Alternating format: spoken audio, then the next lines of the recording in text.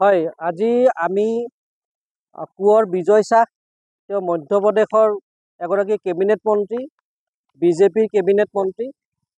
তেখেতে 12 মে তাৰিখে আমাৰ কৰ্ণেল ছফিয়া কুৰেশ্বীৰ এগেইনষ্টত বিৰুদ্ধে এটা খুব বিৰূপ মন্তব্য কৰিছে। আপোনালোকে জানে যে ছফিয়া কুৰেশ্বীয়ে কৰ্ণেল ছফিয়া কুৰেশ্বীয়ে পেহেলগামত যিটো এটাক হ'ল, পাকিস্তানৰ সন্ত্ৰাসবাদীয়ে যিটো এটাক কৰিলে, আমাৰ নিৰীহ মানুহক হত্যা কৰিলে, তাৰ বিৰুদ্ধে ভাৰতবৰ্ষৰ আৰ্মীয়ে, ইণ্ডিয়ান আৰ্মীয়ে যি ধৰণৰ এটাক কৰিলে, যুদ্ধ কৰিলে পাকিস্তানৰ বিৰুদ্ধে, তাত কৰ্ণেল ছফিয়া কুৰেশ্বীয়ে লিড লৈছিলে, নেতৃত্ব লৈছিলে। লগত কেইবাগৰাকীও সতীৰ্থ আছে। এতিয়া কথাটো হ'ল যে এই সময়ত ভাৰতবৰ্ষৰ 140 কোটি সাধাৰণ জনতা, বিৰোধী দলসমূহ, আমি সকলোৱে একেমুখে ভাৰতীয় আৰ্মীৰ লগত থিয় হৈছোঁ। আমি ভাৰতবৰ্ষৰ প্ৰধানমন্ত্ৰীৰ লগত থিয় হৈছোঁ। আমি বিচাৰিছোঁ যে পাকিস্তানে আৰু পাকিস্তানৰ সন্ত্ৰাসবাদীয়ে এটা ভাল উত্তৰ পাওক।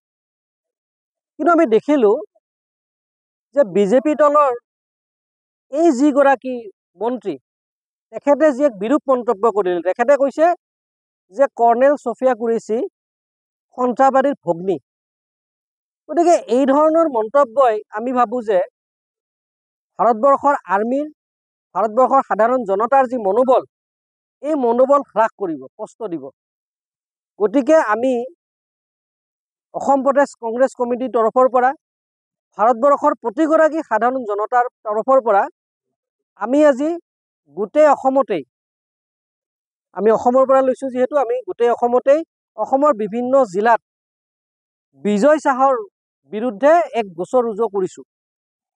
আৰু সেই কাৰ্যসূচীৰ আধাৰতে আমি কামৰূপ গ্ৰাম্য জিলাৰ যি বাইহাটা চাৰিআলি পুলিচ ষ্টেচন আছে, পুলিচ চকী আছে, আমি তাত আহিলোঁ, আমি গোচৰ ৰুজু কৰিলোঁ। আৰু আমি এটা কথা ক'ব খোজোঁ যে গুৱাহাটীত কৈ আহিছোঁ যে এই যে গোচৰ ৰুজু কৰিলোঁ, এয়া কংগ্ৰেছৰ কোনো পাৰ্চনেল কোনো আমাৰ অসুবিধা নাই। এই গোচৰ ৰুজু যে কংগ্ৰেছ দলে আমি কৰিলোঁ, এই গোচৰ ৰুজু এতিয়া অসমৰ মাননীয় মুখ্যমন্ত্ৰী হিমন্ত বিশ্ব শৰ্মাই কৰিব লাগে, থানাই থানাই কৰিব লাগে বিজয় শ্বাহৰ এগেইনষ্টত। আৰু লগতে আজি এই মুহূৰ্তত আমি য'ত থিয় হৈ আছোঁ, কমলপুৰ সমষ্টিৰ মাননীয় বিধায়ক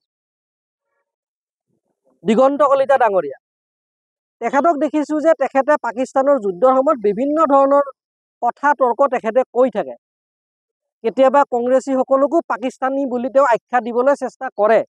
এতিয়া দিগন্ত কলিতা ডাঙৰীয়ালৈ আমি বিনম্ৰ অনুৰোধ জনাইছোঁ কংগ্ৰেছ দলৰ কৰ্মীসকলৰ তৰফৰ পৰা, যদি আপোনাৰ সাহস আছে, যদি আপোনাৰ ঔকাত আছে, যদি আপোনাৰ কলিজা আছে, আৰু যদি আপুনি সঁচাকৈ মাৰ গাখীৰ খাই ডাঙৰ দীঘল হৈছে, তেতিয়াহ'লে বিজয় শ্বাহৰ এগেইনষ্টত আমাৰ নিচিনাকৈ আপুনিও বাইহাটা চাৰিআলি থানাত আহি পেলাই এখন এজাহাৰ দিয়ক। যিকোনো খবৰৰ বাবে যোগাযোগ কৰক 7099017330 লগতে 7099017110 নম্বৰত।